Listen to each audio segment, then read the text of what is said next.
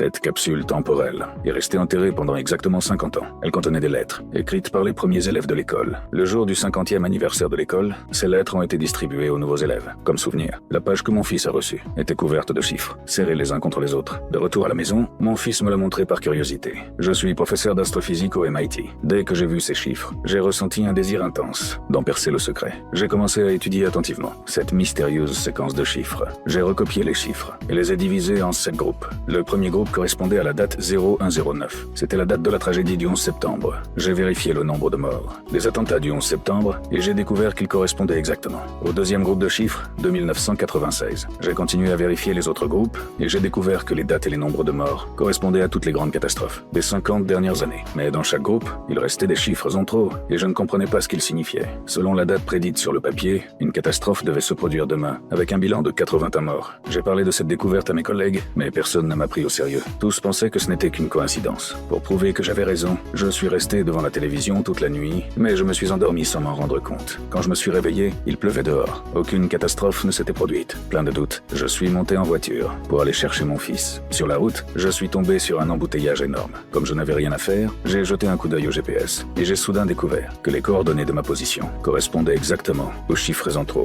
C'est alors que j'ai compris. Ces chiffres, que je ne comprenais pas, étaient en fait les coordonnées des lieux des catastrophes. Paniqué, j'ai sauté de la voiture et j'ai couru vers le policier de la circulation pour lui demander ce qui se passait ici. Le policier s'est simplement retourné, m'a regardé et dans ses yeux se lisait une peur qu'il avait du mal à dissimuler.